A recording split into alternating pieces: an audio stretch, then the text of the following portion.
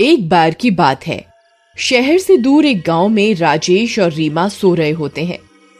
तभी उन्हें घर की छत पर किसी के चलने की आवाज आती है।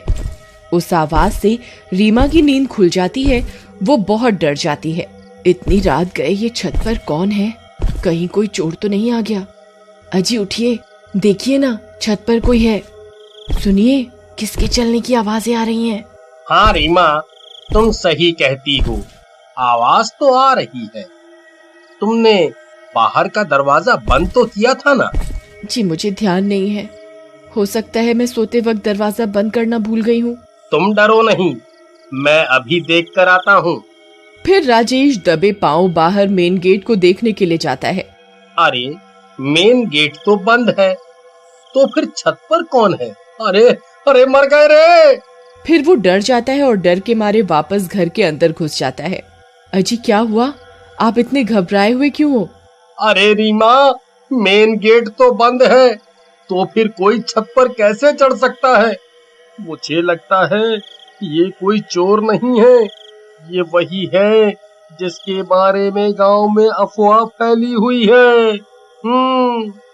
अजी आपका दिमाग खराब तो नहीं हो गया?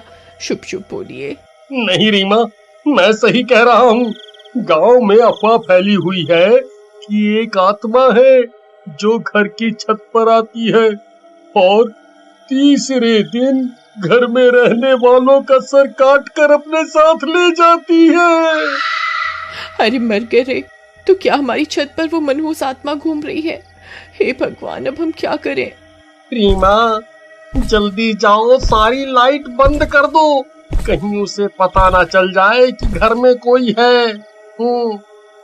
फिर रीमा घर की सारी लाइट बुझा देती है और वो दोनों एक कंबल के नीचे छिप जाते हैं। वो चुड़ैल रात भर उनकी छत पर इधर उधर मंडराती रहती है। फिर सुबह होने पर राजेश गांव वालों को इस बारे में बताता है। भाई, ये घटना अब बढ़ती ही जा रही है।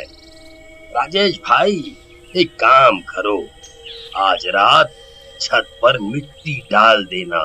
अगर कोई छत पर आया तो उसके पैर उस पर छप जाएंगे। इससे पता चल जाएगा सच में कोई छत पर आता है या ये सिर्फ एक अफवाह है। फिर रात होने से पहले राजेश छत पर मिट्टी डाल देता है। देर रात राजेश और रीमा सो रहे होते हैं। तभी उन्हें किसी के गुर्राने की आवाज आती है। डर के मारे उनकी नींद खुल जाती है। अजी देखिए, छत से गुर्राने की आवाज आ रही है। लगता है कोई बंदर है। अजी नहीं, ये किसी बंदर की आवाज नहीं हो सकती। ये बहुत डरावनी आवाज है। अजी आज दूसरा दिन हो गया और ये मनहूस आत्मा हमारे घर की छत पर मंडरा रही है।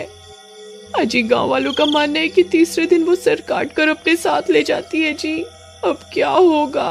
अरे तुम रोना बंद करो, पहले पता तो चल जाए कि छत पर सच में कोई चुड़ैल है या कोई जंगली जानवर। फिर रात भर उन्हें छत पर किसी के चलने और गुर्राने की आवाज आती है। सुबह होने पर राजेश और रीमा घर की छत पर जाते हैं तो उनकी आंखें फटी की फटी रह जाती हैं। वहां मिट्टी पर बड़े बड़े कदमों के निशान होते हैं और वो उल्टे होते हैं। अरे मर गए रे, ये तो उल्टे पैरों के निशान हैं। इसका मतलब चुड़ैल की अफवाह नहीं, सच है। मुझे अभी गांव वालों को इसके बारे में बताना होगा। फिर राजेश भागता हुआ जाता है और कुछ गांव वालों को अपने साथ लेकर आता है। वे सब गांव वाले उन उल्टे पैरों के निशान देखकर डर जाते हैं। हे भगवान, ये तो उल्टे पैरों के निशान हैं भाई। गांव के ऊपर सच में चुड़ैल का साया पड़ गया है। अगर की अफवाह सच है तो इसका मतलब आज तीसरा दिन है और वो चुड़ैल तीसरे दिन उस घर में रह रहे लोगों के सिर काटकर अपने साथ ले जाती है। राजेश भाई, मेरी मानो तो तुम आज ही ये घर छोड़ दो, नहीं तो आज का दिन तुम दोनों की जिंदगी का आखिरी दिन साबित होगा। नहीं, मेरे हिसाब से ये जरूर किसी की शरारत है। मुझे लगता है कोई हमसे हमारा घर खाली करवाना चाहता है ताकि हम डर के मारे इस घर को औने पौने दामों में बेचकर चले जाएं। अजी आपका दिमाग खराब हो गया है। अगर सच में चुड़ैल हुई तो आज वो हमारे सर काट कर अपने साथ ले जाएगी। तुम घबराओ नहीं, मेरे पास एक तरकीब है। गांव वालों, आज रात को तुम मेरे घर के आसपास ही रहना। फिर रात होने पर वे दोनों सो रहे होते हैं। तभी आधी रात होने पर उनकी छत पर कोई दस्तक देता है। कदमों की आवाज से उन दोनों की नींद खुल जाती है। अजी मर गए, आज तीसरा दिन है, आज हम नहीं बचेंगे जी। आज वो हमारी गर्दन काट कर अपने साथ लेकर ही जाएगी। गांव वालों ने कहा भी था घर खाली कर दो, लेकिन आपने उनकी एक न सुनी। लो आ गई चुड़ैल, अब क्या करोगे? तभी उस चुड़ैल के कदमों की आवाज तेज हो जाती है। अजी लगता है कोई सीढ़ियां उतर रहा है। ये आवाज सीढ़ियों की तरफ से आ रही है। कुछ कीजिए ना, क्या है आपकी तरकीब? अजी रुको रुको, रोना बंद करो, आवाज मत करो, नहीं तो उसे पता चल जाएगा कि हम यहाँ हैं। फिर राजेश दूसरे कमरे में जाता है और वहां से 2 पुतले उठाकर लाता है और उन्हें बेड पर लिटा देता है और उनके ऊपर चादर डाल देता है और सारी लाइट बंद कर देता है। चलो रीमा, अब हमें छुपना होगा, चलो जल्दी करो। फिर वे दोनों उसी बेड के नीचे छिप जाते हैं। तभी दरवाजे पर दस्तक होती है।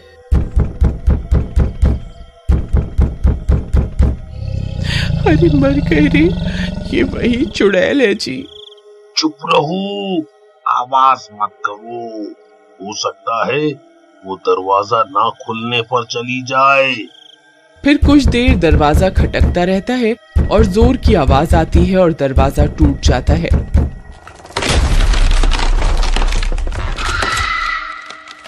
वो चुड़ैल अंदर आ जाती है। वे दोनों बेड के नीचे छिपे रहते हैं। तभी उन्हें चुड़ैल के पैर दिखाई देते हैं। वो उल्टे होते हैं। ये देखकर उन दोनों की सांस अटक जाती है। हे भगवान, अब हमारा क्या होगा? अरे मर गए रे। फिर वो चुड़ैल खंजर से बेड पर सो रहे लोगों पर हमला कर देती है और उन पुतलों की गर्दन काट देती है और पास में जाकर बैठ जाती है और उन्हें खाने लगती है। लेकिन जल्दी ही उसे एहसास हो जाता है कि वो किसी इंसान के सिर नहीं है, उसके साथ धोखा हुआ है। वो बहुत गुस्से में आ जाती है। धोखा, धोखा, मेरे साथ धोखा करते हो इंसानों, ये तुमने ठीक नहीं किया। मैं तुम्हारी खुशबू सूंघ सकती हूँ, मुझे पता है तुम यहीं कहीं हो। आई मम्मी, अब हम नहीं बचेंगे।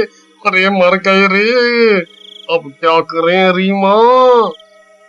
अजी ये आपकी तरकीब थी, अब आप ही बताओ क्या करना है। अब तो एक ही तरकीब है। जल्दी बताइए क्या। भागो, जितनी जोर से भाग सकते हो भागो। इतना बोलकर राजेश वहां से भाग जाता है। तभी उस चुड़ैल की नजर उन पर पड़ती है। अरे नास मिटे, रुक जा, मुझे यहाँ अकेला छोड़कर कहाँ भाग रहा है। फिर रीमा भी उसके पीछे पीछे घर से निकलकर भाग जाती है और वो लोग घर का मेन दरवाजा बाहर से बंद कर देते हैं। अरे गांव वालों, जल्दी आओ, हमें तुम्हारी जरूरत है। तभी सब गांव वाले भी हाथों में मशाल लेकर वहां पहुंच जाते हैं। चुड़ैल खिड़की से सब कुछ देख रही होती है। भाई, चुड़ैल घर के अंदर ही है, हमें कुछ करना होगा। अगर वो बाहर आ गई तो अनर्थ हो जाएगा। खिड़की पर चुड़ैल को देखकर सबकी आंखें फटी की फटी रह जाती हैं। तभी वो चुड़ैल खिड़की पर लगी लोहे की रॉड को तोड़ने लगती है। भाई, इस चुड़ैल को रोकने का एक ही रास्ता है, हमें इस घर को आग के हवाले करना होगा, नहीं तो ये चुड़ैल किसी भी वक्त खिड़की तोड़कर बाहर आ जाएगी। फिर सब गांव वाले मिलकर घर को आग के हवाले कर देते हैं।